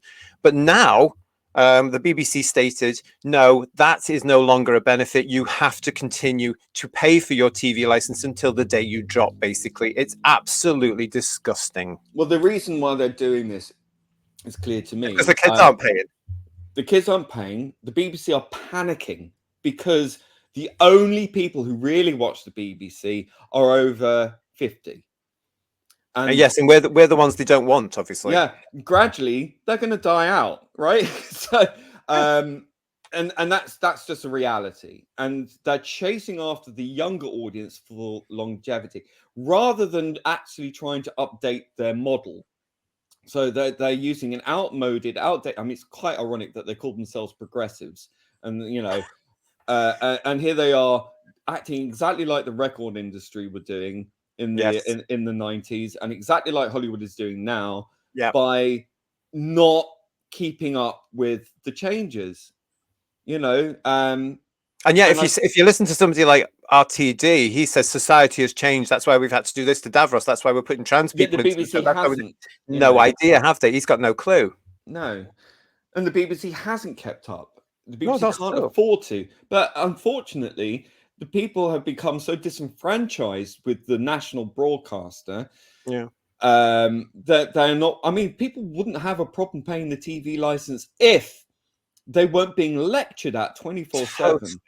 Totally. And they've created this environment. They've allowed themselves to be overrun by these people call them cultural Marxists. I mean, the BBC's been fairly a liberal organization for many years. It's been Marxist in there forever. We know that, but it's never been run away. You've always had that balance, for every Barry Letts or whatever, there's a Terrence Dicks, that you've got. And then there's a Malcolm Hulk. Yeah, and Malcolm Hulk, exactly. So you've got and Bob Holmes, again. So you've got that kind of wonderful real diversity of thought, which is the only thing that's not is not tick box for some reason, ironically, strangely enough. And I think that it's so out of touch, it's so down with the kids, and BBC has a long history of that, and I think that they've kind of missed the boat in terms of the actual zeitgeist. They're still harping on thinking it's still 2016. It's not. It's 2024. Things have changed a lot. More people are aware of the inserted political bias within the BBC. It's become so clear and overt. The coverage in Israel, for example, is particularly a massive eye-opener. I'm glad I haven't seen any of it because I don't watch the BBC, but I've heard a lot about it, and it doesn't surprise me at all because their news coverage is one of the elements where you're either going to get the hard left woke rhetoric or you're just going to get sheer ignorance and denial of the truth, allegedly. Exactly. And also, you see the insertion of critical race theory, critical Q theory, and the insertion of an theory being the word EB as well. Theory to all that. Theory, yeah. Well, pseudoscience. It's a cultist religion. It's a hermetic Gnostic religion, whichever way you slice and dice it. It's a cult. And it's infested everything. It's infested so many branches of all the institutions. I mean, we've heard that for years, haven't we? The slow march through the institution. Well, if this is the result, catch up, okay? So this is where we're at. And a lot of people are beginning finally slowly to notice. I mean, even pensioners are going, oh, that's a bit weird. What does that language, what does that word mean? Why is that in this show? Or, the fact that parents are also noticing, what is the equivalent today of children's BBC doing? Why is little Johnny saying this to me at this particular point? I mean, this is where the BBC has lost the plot in that sense as well, because when we were all kids, you watched children's television and you were treated like the little adult you were by these wonderful presenters and all these people putting together these proper programs, from Blue Peter to Newsround to Saturday Superstore, whatever it was. They understood entertainment. They understood drama. The dramas we got when we were kids were just out of this world. John Craven didn't patronize you. He didn't talk to you like you're an idiot. He talked to you. He on the voice, like, hello, children. It was serious, like a proper news. And that's what we grew up with when we grew up on all that. Yeah, but it also, because of that, we were loyal to the BBC to the point where when eventually you got your own TV, you knew you had to get the license and you were happy to buy into it. That's not happening now because, firstly, there's no children's programming on the terrestrial channel because they shipped it off to its own thing somewhere else, which was a huge mistake in my eyes, because you're not building that loyalty to the BBC. But then when you're also patronizing to the kids and giving them all this nonsense and all this political bias that's in some of their programming, it's no wonder a lot of them are turning off, and therefore you're not building, in my opinion, you're not building that loyalty. Well, this is the irony, isn't it? I mean, you've got to make money. And when you're indoctrinating kids to believe in sort of Marxist ideologies, they expect everything for free. Well, we're seeing a lot of that now, aren't we? Why do I have to work? Oh, I've done 3 hours. I can't carry on for this. How long do I have to do this? Well, until you're at least 80. What? It's an actual culture shock, isn't it? To when you tell some youngsters that their pension age will not be the same. I mean, even as we're recording now at the beginning of January 2024, apparently the pension age for our generation is going up again. So we've got all that sort of stuff. The pension age that's outrageous to do all that. But what they don't realize is that the younger ones, you're going to have to work longer because your life expectancy is going to be longer. Therefore, they'll expect you to work longer. So it always sort of shocks me with horror when you get some of these people from the TikTok generation that the BBC are actually pandering to and trying desperately to get involved with them, when they can't even do 2 or 3 hours. Some of them, not all, but some. It's horrifying. Yeah, and it seems to me as well that they've hired these people to work at the BBC, and you can tell. You really can, because it's coming out in the output. It's coming out in the output, and you can tell that. I mean, we saw that very much so in the ropey delivery of the Jodie Whittaker era. There was just on production values alone, I mean, yeah, a lot of it looked very pretty, but there was a lot of ropey stuff in there too. And the way that Russell Judas Davis speaks about how his production team had problems with Davros being in the wheelchair, for example. That's his production team telling him that. So that tells me you've hired a bunch of people who are as on board, if not more, devoted to the cause than even you are, Russell, that you are now beholden to them. Yeah, and it seems to me that the lunatics are running the asylum at the BBC. I totally agree. I was always hoping that the adults were going to come back in the room, but they've shown their true Yeah. colours, haven't they? Really, because they haven't. And basically, they've turned around to us all now, saying, "See, everybody, all of you that supported us when we started this going up in 2003, we don't want you anymore, and we don't like you, and you're going to have to follow us with this, i.e., with the Davros Gate nonsense or anything else. You're going to have to follow this." Otherwise, you're bad people, and it must, as I said to you, it must kill them to actually know that we're all still around here, and now Oh yeah. actually we're all speaking up against them rather than falling in love with them again. Because I think what they it seem to be is, so clever. I Please, think what it is that we, I think I can't speak for everybody, but I think people might agree with me on this, that if this was such a blatant success and it was like 10 million views, whatever, we would all go, you know what, hands up, it's not for us anymore. It's successful, that's what they want these days, fine, fair enough. But when it's struggling, and it's something we love and we've invested in for so many years, and then we see it struggling, and they keep telling us how great it is, it's wonderful, we're moving forward, this is progressive, this is good, the kids love this, and we can see that's not the case. absolutely. It still has that fire in our bellies to go, well, hold on then, you're telling us one thing, but we can see that this is 1984 levels of stuff. It's like, 2 plus 2 equals 5, right? Right? And we're like, well, no, it doesn't actually. That's exactly it, though, isn't it? I mean, I think, the fantasy will be stronger than the truth, according to them. yeah, exactly. And I think what it really boils down to, that Russell T Davies is in his 60s. Yes. Right? He's an old, stale, pale white guy. He might be gay, and now he's trying to call him. Well, I mean, He's not really now, is he? Though, because from my point of view, he's Q now in the back because he's the Q word now. He's so the he Q word says, now. and apparently Which is homophobic. Well, it is a homophobic word, yeah. He's thrown the gays under the bus for the. He doesn't care. You have to be the right sort of gay. I mean, you and I have found this out over the last few years. If you are not the right sort of gay, you're ostracized immediately. I mean, we've got bars all around the world, but especially in the United Kingdom now, that we used to be what we used to term gay bars. Now you're not allowed in unless you bend the knee to the whole cult. Yeah, and this is where he is in, isn't he? He's very much in that. Well, he is, because he wants to stay relevant. Yes, I think he's so desperate to be loved and adored by all the correct right people in his elite group. And I think when he moved to America, I think he was surrounded by the sycophants and the fashionistas and he met some very strange people there as well, didn't he? Yeah. And I think, and I mean, we look at the people who are doing the podcast thing after the show. I'd rather not.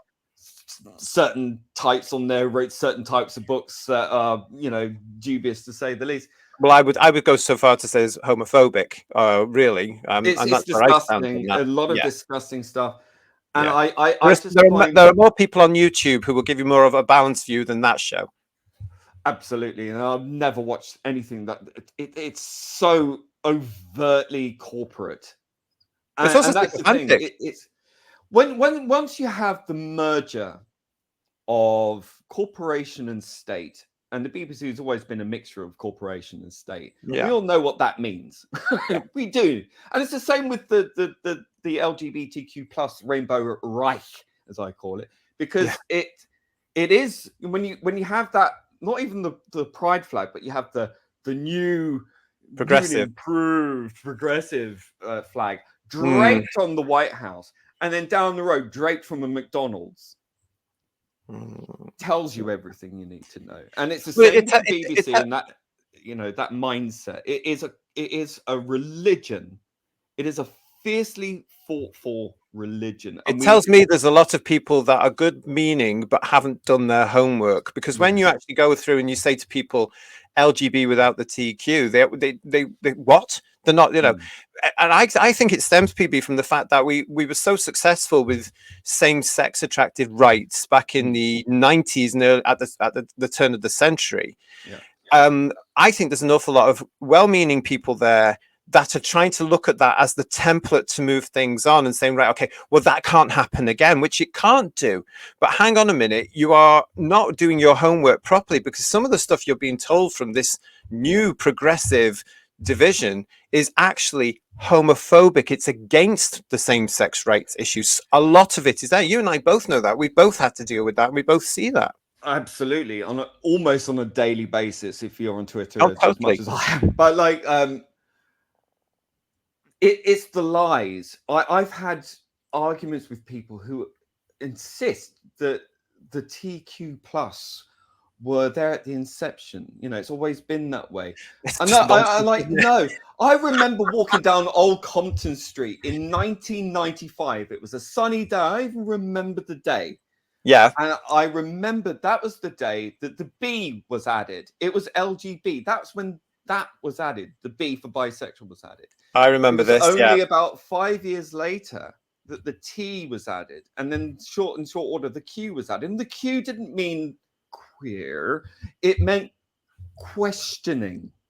Yeah, but that was something else that came from America as well, wasn't it? Yes. Because that was something, and it was, you know, I'm like you, and I'll state here as well.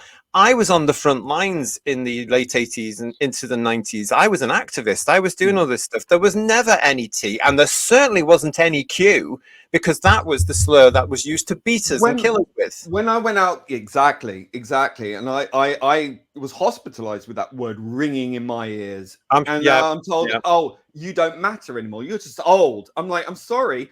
I took the beating, so you buggers didn't have to. That's what they don't understand, is it? I mean, we were there fighting for. Sometimes a joke. I might mention to you, PB. Sometimes a joke. If I'd known what was going to happen with the next generation of privileged, spoilt, entitled brats, I possibly wouldn't have actually worked as hard as I did on the activist lines. Well, now they're inserting themselves into the Holocaust. Yes, you know, I'm like, shocking, no, shocking. And they rewriting history. Oh yeah, exactly. And we've always been there. It's always no. When I was out clubbing in the mid-90s, you would not find a single T person there whatsoever. No, you they went to their own. They would balk at the idea of being confused with gays and lesbians. Nothing to do with us. I'm straight. There was a certain element. This is where it's getting confused, because I do remember transvestites being around. Now, transvestite, of course, was usually a heterosexual fella that liked to wear women's clothes, possibly on what I would know as the Tuesday night brigade or Sunday afternoon. But they were very courteous. We were tolerant of them. We were very tolerant to think, well, okay, they've got nowhere else to go, so yeah, come into our spaces, you know, come into our bars. But we were tolerant and would chat to them, but they would never actually socialize as much with us. You know, they would never dream of encroaching on our space. They were just happy that here are all these gay men, allowing them in and tolerating them, because that's what we were. And our whole community now is so intolerant. Well, you might have had that. I never experienced. I mean, drag queens. It was very small, but transvestites or transsexual, very, very no. I mean, I would go to a goth club and I'd see plenty, obviously. Yeah. But gay clubs, no. I would see many, many more straight men in the gay clubs than I would. Well, I would see the transvestites in more of the pubs, and it was only a couple of selected pubs, because they would go home at the end of the night and become who they usually were. Yeah, you know, but transvestism is not transgender, not in any way, shape, or form, and that's why it's not confused now. That's what the T has done. You know, it used to mean transvestites, you know, and then it became it's an umbrella term now, isn't it? Yeah, anybody can term that. No, non-binary is under the T umbrella, and it's like no, well, that's nonsense as well, isn't it? I'm sorry, anything right of B is straight. But this is a conflation and confusion that's created, and they're pushed by Russell Judas Davis into telling kids to be confused. And it's okay to be confused, even though it can lead you to being sterilized or, you know, having bits removed, shall we say, or inverted or whatever you want to call it. This is not okay. Now, you can represent the old character as being trans, but I have no problem with that. But when you present one as supposedly 15 years old and this is perfectly okay, no, you shouldn't do that. Yeah. Did you see the response to that actually from the Starbeast? The BBC received 144 complaints. Yeah. And of course, a lot of people have gone on saying, "Oh, that wasn't many. That wasn't." It doesn't matter, does it? It was still 144. And what I would argue as well is that the figure dropped for the amount of people that were watching the week after. That says a lot for me as well. And not only that, I would say, okay, again, the BBC majority of people watching are over the age of 50 and beyond that. And the people who wrote in are the types of people who still write letters, or are likely to rush off an email or whatever, the older forms of communication. Or phone in.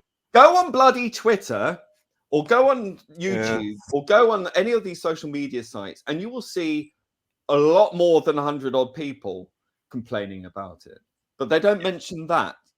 So again, that's no indication. And it's this curated, manicured, beyond all reasonable doubt, reality that they're trying to present. And it's not real. It's not true.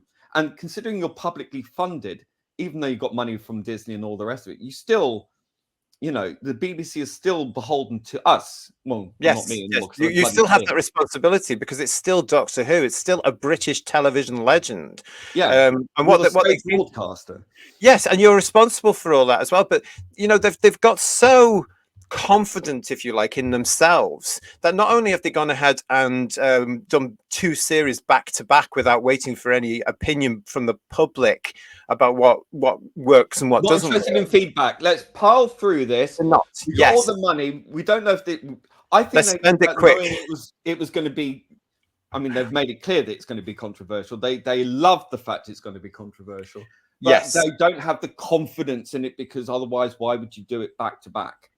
Yeah, well, that's the problem. So you've got 2 years of this coming, and I've predicted before. I'm still predicting now. There's going to be masses of backlash here, but they are in themselves because they're in this sort of bubble of themselves. They are so elitist that they don't care. We're all the ones that are wrong. They're totally right, aren't they? We're the riff-raff rabble. We need educated. Matter. We need to be put into education camps. And this goes back to the Jodie Whittaker era and the Chibnall era. Immediately, I was set upon when I gave it a fair go. I wasn't particularly happy with the casting, but I thought, okay, fair enough. Let's give it a go. I think 3 or 4 episodes in, I was like, this is rubbish. So I was in a Facebook group at the time, and I just typed out, a sort of mini review, and it's not that good, whatever. I think it was the Spiders one, whatever. Blah, blah, blah. Well, that's where it all went down for them, wasn't it? The Spiders one. I got trounced not only by the members of that Doctor Who Facebook group, but by the person who was running it. I was told to die of the C word. You see, this doesn't surprise me though. Into my DMs and then blocked. Yeah, it happened. This is where the rot set into fandom, and it was generally you could see the division happening. Then it wasn't all the usual. Oh, I'm not too sure about this particular version or whatever, but they were staying with it. This was where and it's still there to now. You either like it or you don't. They wouldn't argue with you on the merits. They saw you as contemptible and not worthy of arguing with. You are an evil bad person. Period. Yeah, they're judgmental. They've judged on this virtue signaling bandwagon. They genuinely think they are the new moral conservatives of the 21st century. But when you've got a production team and and including actors and what have you into all this sort of stuff that are leading that rhetoric, where alleged fans are now empowered to get at other fans and, accuse them of all sorts, throw names at them, even in some cases, as we've known, reported before on this channel, issue death threats. Oh yeah, it's ridiculous, and it's also I still get them. I still get them today. It's ridiculous. It's shocking, and it's just. I can't believe how we've got to this whole point now because of a television show. Because it's not just the television show; it's this whole thing about politics. If you look at some of the comments we've had on our shows, for example, where we started to talk about this, you're always called things like right wing. You're called things like a conservative, as though that's supposed to be an insult. I don't understand why this minority. And when you look at some of the speeches RTD has actually made, he mentions all of these words himself. Yeah, I mean, I democracy of these people. I don't understand it. I just think anyone who isn't totally on board is far right, according to them. I in the 2000s, you know, I was a punk goth thing, you know. I lived in a housing cooperative, this, you know, the second biggest housing cooperative in Europe. You know, I was a member of the management committee. I was, you Right. know, Yeah. a right old socialist, you know, and Yeah. I'm sorry, you know, when I get called a far right or a Yahtzee or a fascist or whatever, I'm like, yeah, you are everything that you claim that I am, and I've recognized fascists and all these things all my life, and I've Yes. always opposed that, and I will always oppose that. And when I spot that it's you buggers doing it, I will speak out and tell you, Quite whether right. you like it or not. And But they the don't. They fact don't that like it, don't they? They don't they like being don't, accused they of what can't they're see it. accusing other people of when they are. I mean, They I've can't often see said it. now that the extreme left wing are the new extreme right wing because they're the ones burning the Well, hold books, on. taking people's careers away from them, compelling speech, taking dismantling democracy, etc., etc. Well, hold on. You know, who's to say that this was right wing? You know, if you look at teachers over the decades, Yeah, are all generally very left wing, even Marxist. So Guardian readers. I would say there is absolutely no evidence to say that the fascists or the Yazidis or whatever were right wing. This is a complete nonsense. They were Yeah. socialists. They were all from the same tree. They might have been right of the communists, but they were still on the left, or the third way, as they call it. So I disagree. Right wing means to me, and this is defined as believing in the rights of the individual, capitalism, which is private business, not corporations. Corporations are left wing because corporation stems from fascism, which stems from Marxism. Yeah. So again, this is a rewriting of history. That's what they do, and we've seen them do this play. We've seen this play out on Continually. Twitter all the Yeah. time. It's the same with history. We've seen that happen, how they rewrite history and control the narrative and history And we're through also seeing that media coming into and Doctor Who as well, aren't we?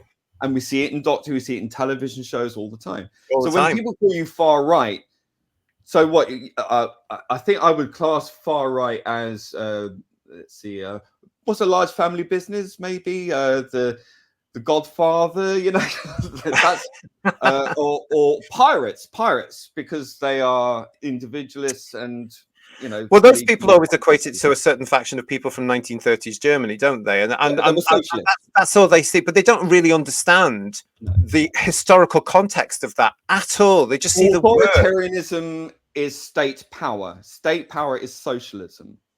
Okay, the Yazidis, the fascists, the communists, whatever, they were all into big government and authoritarian and state control.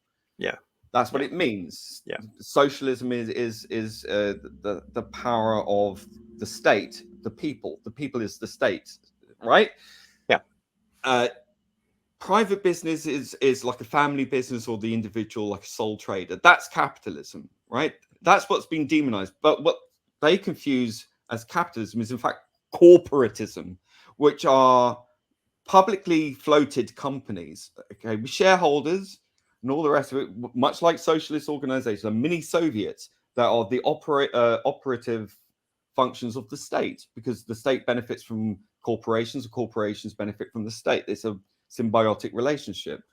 Capitalism suffers because little businesses get shut down by corporations. It's the little businesses that are the capitalists. You know, so it's you know, without going too deep into it, we probably have a bit too much bogged down. But it's that lie where they try to cast you as a Yahtzee because you disagree with them. I'm sorry, that's exactly what a Yahtzee would do.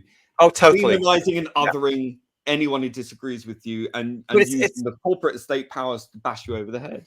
It's the power they feel by using that. You know, that word and other words. They feel that they can shut you down by calling you an ist, a phobe, or not, or whatever it's going to be. But that's what they think it is, isn't it? But they don't understand that they've actually destroyed those words. That, you know, a lot of them now are meaningless because everything is that. They've used it so often that you just go, yeah, whatever. You know, I've been called a phobonist and bigot since 2017 because of my views just on a television show. It doesn't bother me anymore. Well, that's the thing. And what's going to happen when they run out of effective things to call you? eventually it collapses. Everyone's like, oh, that doesn't work anymore. People are now taking, companies, whatever that they're employed by, to court because they got cancelled and then lost their job, and they've gone to a tribunal or court and they've won. And they've So won. we see a lot of this turning around. People going, oh, okay, I feel a bit more emboldened now to actually say, no, I'm not going to be treated like. I'm not going to accept that as a and hopefully we'll see more of that coming through, because you're right. The amount of court cases we're hearing about now where they have won, it's common sense. This whole thing about being taken to court for being allegedly misgendered. Get away. Where you've been taken for this and that. Hopefully common sense will start to reassert itself in 2024. But my concern about that side of it is, I don't think show business will keep up, and I certainly don't think that the current holders of Doctor Who will keep up with it. Well, I think it's kind of amusing, isn't it? We're, during the Whittaker run, everyone was a sexist. Now Shooty is in, and everyone's not only a racist, but a homophobe or whatever. Yeah. But it's always the people shouting these things who are the worst for it, and I've been called the F word, the Q word, all sorts of things by the TQ plus so-called fans. And it's just like, oh, so it's fine when you do it, but not, when others. And I find it also hilarious when Russell Judas Davis came out and said, oh, the Celestial Toy Maker is racist. It's terrible. I'm paraphrasing, but basically saying it's racist, and then proceeds to release the Celestial Toy Maker animation on DVD. Which is it, Russell? But the Celestial Toy Maker wasn't. No, apparently he's saying he's quite happy to make money from it. Yeah, but apparently he only did it because he wanted to suggest that the 1960s itself was. Now, there were various social issues in the United Kingdom, as were everywhere else, I would imagine, in the 1960s, but the Celestial Toy Maker in the contents of itself was not at all. I hate all this thing about this revisionist viewpoint of people that were in the show in the 60s or the 70s or the 80s. I mean, apparently, according to some of the guys that come onto the show, apparently the current production team have now started to criticize the 1980s Doctor Who. Now, they wouldn't have done that in 2003 or 2004, would they? Well, no, I mean, it's RTD is like a split personality, because back in the day, it's like, well, why would I change? I wouldn't, race swap or change the Doctor. Why would they make the Doctor gay? There's no way I was doing the Doctor gay. Exactly. Yeah. And it's as if he's come back a different person. Oh, he's totally different. He's totally different. It boggles my mind. Yesterday was William Hartnell's birthday, wasn't it? Would have been his birthday. Yeah. When we're recording that at this time, just to point people out, and by all accounts, not all accounts, but some accounts, he was a raging anti-Semite. I don't know. I wasn't bloody there, but we don't. Well, none of us will really know, apart from a few. No. But I would suggest he was a man of his time. Man of his time. I celebrated his birthday. I am of Jewish descent. I love his Doctor. He's my third favorite. And yes, that may be the case. I don't know, but I'm not going to listen to a bunch of people who've got an ulterior motive to say this. He is the first Doctor. He will always be the first. Of course, Doctor. He's going to be the first one. Yeah. And I celebrated his birthday, and I love. But you were celebrating his work, PB. You were celebrating his work as the first person to. Yeah, he was the first person to build a character around this piece of paper about who Doctor Who is and was. Therefore, the template was there set for 25 further years, and then a little bit, because it's sort of gone off kilter now, hasn't it? They're not following that template at all these days. You were celebrating. No DNA. Yeah, you were celebrating the artist who started the show for us. You weren't bringing, like they do now, you weren't looking at, I can't like such and such a person now because I don't agree with what they're saying there, or I've got to be able to ignore that person there because this bandwagon here tells me I have to, because I'm terrified of this. I'm a gay man, and I have Jewish ancestry. I've got friends on Twitter from Marxists to Christian pastors, like I have friends across the board, or made friends, because I'm able to talk on a different level, meet minds on a different level, to be able to communicate, and you're able to agree. Yeah, and find that commonality Yes. rather Yes. than seeking division to make myself feel important. I just don't understand that mentality. Why would you deliberately go out of your way to be as obtuse as possible to create as much division between you and everyone else because you want some kind of weird revolution, Yes. sexual? Well, Yeah. it's because you're boring. It's because Yeah. you're bored. It's because you don't have anything left to fight for, so you have to Correct. create it. And Yeah. I'm sorry we did a better job of it than you did. Too bad. We were there first. Get over it. Well, we You have are problems. living through the fruits of our Yes. struggles, and I mean, you've got none left. Basically. I've often said this before. We banned the bomb. We freed Mandela. We got same-sex rights. We achieved same-sex marriage as part of that. So we did all these wonderful things. Our generation. I at the time when I was fighting for all these things and an activist for all these things, I assumed that that was going to make things better in the future. And now I look at where we are, and I just think, how the hell did it go so wrong? And people of our age and older that should know better. And I'm going to include a lot of the Doctor Who lot in this. When you look at their rants at award ceremonies, or you look at their Twitter and what they're saying, you just think, how did this happen? How can they be so nonsensical and not I be tell you aware what of it the is. history? I tell you what well, I mean, apart from it stemming now from the fact that you've got all these teachers who are activists now teaching in primary schools, Yes, middle these younger schools, ones. Yeah. yeah. But it's the universities. The Yes. universities used to be highly selective about who they let in to become academics. Yes, they did. Now they let in absolutely Because almost it's all about this. It's all about the anybody. bums on seats to get the money. They don't care. Money so they can go off and do their own personal projects, you know, and their research and whatnot. So it's And to about keep them open, to be honest, yeah, to keep them open as well. keep the Yeah. money rolling in. Selfish. And then, of course, the government also gets people into debts, you know, or gets, you know, whole generations. So they're constantly paying that off. But it's just an indoctrination farm. So you go in, you know, full bright-eyed and bushy-tailed, and you come out a green-haired, fucking pierced weirdo. Yeah. Like nothing wrong with being a green-haired weirdo, but it's the mentality that is grafted on. It's like you know that the video to Another Brick in the Wall. Yes. It's that.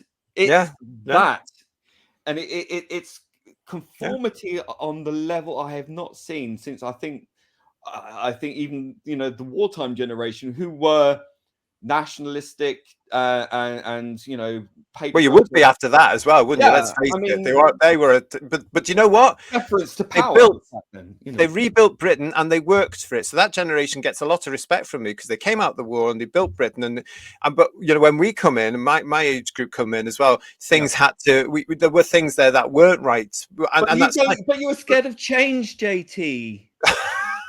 Right? You're scared of change. That's it. You. But a lot of the things it's deference to power, and you know, a lot of these kids talk about talking truth to power. When really, if you look at the people who are in charge of the media, they are the ones speaking power to truth, and that's the difference. It's an inversion. We have a deferent youth who defer to the powers that be, while simultaneously claiming to be fighting that power. They have no idea how manipulated they are being by people who use AI, market research, focus groups in order to control you, in order to manipulate you to buy their product. Or to be socially engineered to agree with them to create the new world that they want to create.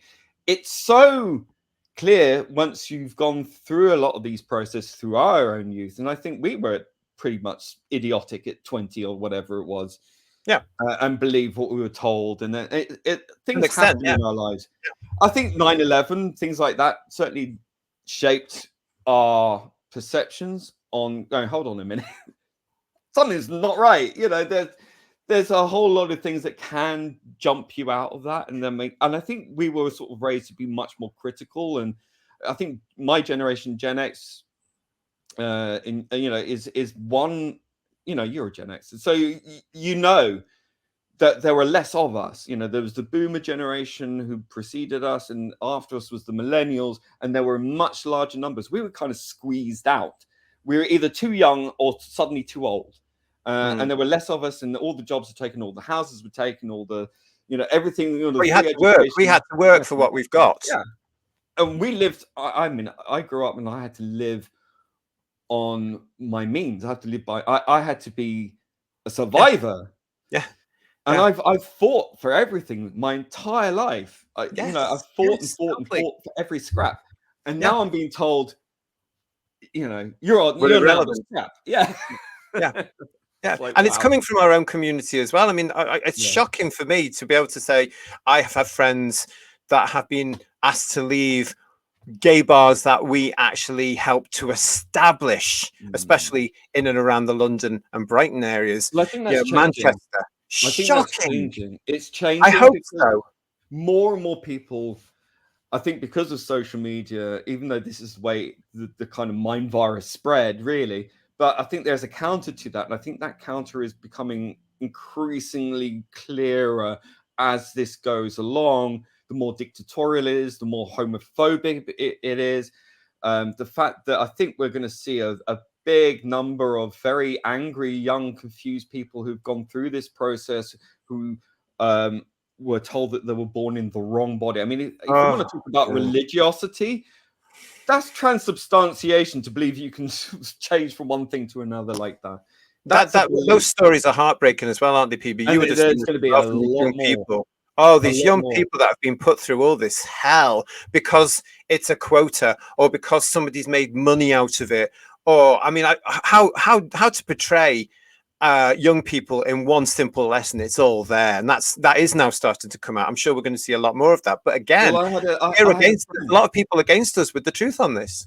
I had a friend who was my age now when he came out to me. He was a bandmate. He came out to me as trans.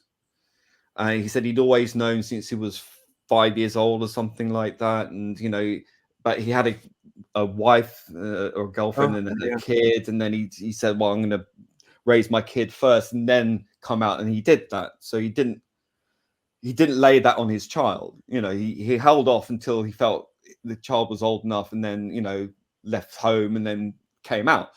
Right. And I supported him. You know, did the dutiful thing that we all do. Oh, that's fine. It's not a problem. Yeah, cool. Did he go through all the procedures then, the medical procedures and everything? 10 years on, yeah, he had the bottom surgery, lived right. So did put on the voice, all the hormones, heroic doses of that. Okay. You know, quite a masculine man, really, but he had all the stuff. Yeah. And it was only after he had the bottom surgery that it sunk in that he had made a massive mistake. And this is a man in his 50s now. And it destroyed. I housed him. I put him up in my home twice, actually. First in London, where I live now, when because we fell out then, and then reformed after he detransitioned. Well, what made him realize? I think because of his dysphoria, that he thought once that had gone, that part of his body had gone, that would fix everything. And it it didn't. And he said, like, he felt that he had been lied to from a very young age, that something happened to him when he was younger, that this was put into his mind. Oh God. Because he went to some like highly progressive school or something like that, which was, you know, full of weird ideas. It could be any of the schools today, to be honest. Any nowadays, exactly. Yeah. But he stopped taking it, and it took him about 3 weeks to get a single shot. It took him about 3 weeks to get all the estrogen shots. You know, like 5 milligrams or something really high. I can't remember what it was, but he said it was a heroic dose, and then he was whipped through like that. When he detransitioned, no one wanted to know him. His doctors didn't want to know. The endocrinologist didn't want anything to do with it. He got more and more irate and angry, and they distanced themselves on bullshit. And it took him 2 years to get a single shot of testosterone. So he had no hormones produced in his body at all. So his bones were failing. He had osteoporosis. He was walking with 2 sticks. I remember we were walking back to my place, which is a 20-minute walk. It took 3 hours. What? Really? 3 hours. Bloody He was hell. he had to stop. Step by step, painful, and his joints, the cartilage in all his bone joints, were turning to rubber. So if he stepped wrong, his knee could bend the wrong way. See, these are stories that are coming out more and more, and I'm seeing more and more of them. I think people are becoming more and more aware. I hope they are, because it's not all what we're led to believe in the Star Beast, for example. It's not all what we're led to believe by these people, is it? That this. There are other. If it's not done correctly, I mean, when I hear of a fictional character representing this community at 15 years old, I get quite annoyed about that. That shouldn't be the way that is, because you're not giving the full picture. My friend died last year from a heart attack. Oh, I'm so sorry to hear that. And when I see this pushed on kids as young as toddlers now, I mean, 6 and 7 now, isn't it? That we're seeing. I mean, you got one of these Scottish SMPs people saying that you should be able to transition kids as young as 8. 8, yeah, it's shocking. Disgusting. I just don't understand how, and I because it's such a social contact, and it's Munchausen by proxy, isn't it, with these parents? Okay. And we've seen this with some of the parents don't know that connected to Doctor Who, where I see this, and I'm head in my hands, and I just think about my friend and what I saw with my own. I saw him so distraught. He was crying so hard and raging so hard, snot and tears.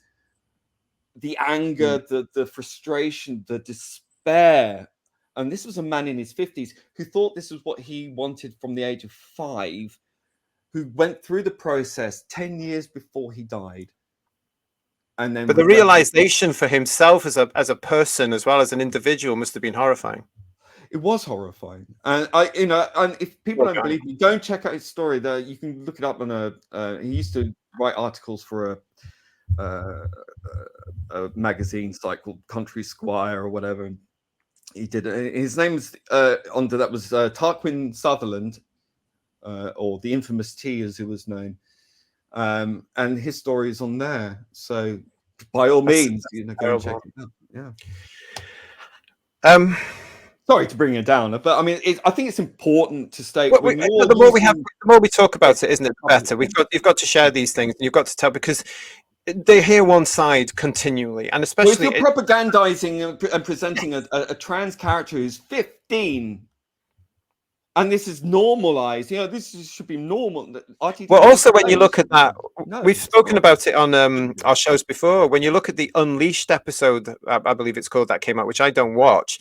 Apparently, in that, RTD was saying that they're looking to get these messages to children to normalize this, so that attitudes change in the future. It shouldn't be normalized. It's not normal. You're not born in. Nobody is born. No child is born in the wrong body. You're talking a religious belief. You believe in a gendered soul. That is there's no scientific basis for that. No, there's no scientific basis. How can you be? Sperm meets egg, bang. They say. It's like, well, we do. Well, listen, we'll come to the end of our chat now, because it's gone really, really quickly. But I want to ask you, before we do that, Doctor Who as it stands now, what do you think, or do you think it has a future? No, not anymore. I held on as long as I could, but I honestly don't feel there's any DNA from Hartnell till Sylvester in this whatsoever. I think John Pertwee will be revolving in his grave. Oh, I think a lot of them will be. Personally, I'll agree with you. Yeah. I think the only way it can possibly survive is, I think the way that they see it is that they have to go through the short-term pain to get to the long-term gain. Wait till the Gen X, Gen Z, Gen X is gone. Gen Z or A or whatever is going to come in, and they're going to be fully on board because they'll be totally indoctrinated by that point. So it'll all be good in the end. I think that's what they genuinely believe. I really do. And they're quite willing to go through all of this just to power through it. And I think that's what they keep doubling down. Just, if we just hold on long enough, we'll get that modern audience, right? This so-called modern audience. But The mythical modern audience. Yeah. But I don't think that's tenable. I just don't believe that there are enough people who are going to be in those generations who are going to be on board. I think what they don't take into account is generational kickback. Because even though one generation might be totally down with this, the next generation down the line are going to go rebelling against it. Well, there's signs of that happening, isn't there, from some of the younger ones now? Yeah. Yeah. I mean, I'm seeing them on this channel. Some of them will send me messages saying, "Thank you for talking about this. We don't believe in this either." And they're afraid. And they shouldn't be afraid. No one should live in fear. And if you're on the right side of history, why are so many people scared, living in fear and policing each other? That's what they rely on. That whole mob mentality of, if you think differently, if you say anything remotely, I mean, it might even be a single letter off key, and they'll be like, no, out, you're cancelled, you're an evil person, you're an Islamophobe. That's not tenable. You can't allow a generation of kids to grow up believing they can have that kind of power where they can all en masse eject anyone who it doesn't completely agree. They believe in a homogenized culture of everyone believing and thinking exactly the same, which is terrifying. That is the Cybermen, okay? And when they start implanting those things, those chips into the brains down the line, and these people will be queuing up for it. Oh yeah. Hello, warning signs, Mondas, alert.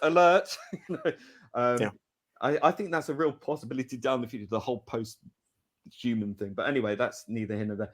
But how I see it, I think Doctor Who, to survive, it needs to crash and burn this time around, because it has to in order to survive. I know it sounds weird, but hear me out. It needs to go away. We need another 16-year hiatus or something like that. It needs to go away, and it needs to come back after this culture war nonsense is over, and then brought back by sensible people who are not necessarily. I do not ever want to see a Fitzroy wanker in charge again. I'm sorry. No, we don't need fans running the show anymore, do we? No. We really don't. We just want professionals who can write, who can script edit, and who can produce. Exactly. The culture needs to change first. Yeah. Bring it back when that's all settled, one way or the other. Fine. But it needs to start from a man who just turns up, is mysterious. We don't know anything about him. We don't know what number he is. No, yeah, let's get rid of all that. Yeah. Get rid of all. Just start from there, and then maybe later on down the line, after a few regenerations, well, how many times have you done this? And then you can. What I would say is start from McGann. Well, if they keep rebooting and rebooting, there's nothing to say that they can't. I know. Really, people don't say, well, that's then adding more confusion or whatever. I would just say, look, put the whole RTD and 2005 onwards era into its own bubble universe. Yeah. If they want to have a multiverse, shove it in there. I've always said, PB, don't even reference anything beforehand. Just start afresh with the Doctor. Yeah. Because the British public will have what they want to in their head. You don't have to reference it or just get on with it, But they're not. Well, listen, it's not going to happen anytime soon. Because all that needs to be established is first Doctor was William Hartnell. He was a Time Lord from Gallifrey. End of story. Okay, none of this timeless child rubbish. Well, that's been forgotten anyway. But sure, I mean, okay, they're shoehorning it in. But do the British public? No, they don't care, do they? Oh, it's so convoluted. Fandom, no, we don't care. No, get rid. In fact, they're not doubling down now. They're tripling down now, aren't they? Let's face this. Well, they are, because they've made their bed. They realize that the audience that they're chasing are the most ridiculously over the top, angsty, angry, unstable bunch ever. Yeah. They will destroy you. And they're scared. I mean, quite clearly, when you've got RT Judas Davis, saying that his production team are telling him that they're uncomfortable. He is obviously in deference to them, so he's scared of them. Because And yet, he's as we already been cancelled a few times, hasn't he, by them already? well, So yeah, he's treading a very tight rope, and I think that he's going to continuously be dancing to their tune so as not to upset them. He's quite happy to upset us, the day in, realists. day out. Yeah. But Well, listen, you. It's been an absolute delight to have you on the show and coming on, and a delight to chat with you. Got deep. Sorry about that. But sorry. Here's some dick jokes. Go on. You behave yourself. That's terrible. But but listen, thank you for coming on the show. I really appreciate it. Do come and visit us again. Pleasure. Yeah, I'd love to. Bring me on. Absolutely. Yes, so thank you to Problem Being for joining me here on Chit Chat. Thank you for watching us. I hope you've enjoyed our chat here. Please like the video. Please share the video. And also don't forget to subscribe to the channel and have a look at all our playlists here on Who's Views. We've got a myriad of different shows for you where we usually are very much in the celebratory manner of our favorite television show. But I've said it before and I'll say it again. When they shoehorn all this stuff into it, we as fans, we have to talk about it. So I'm absolutely delighted that PB was here to do some of that with me now. Until the next time here on the channel, thank you for joining us. Thanks again to Problem Being, and we will see you again very, very soon. Until then, bye-bye. Bye-bye. Thank you.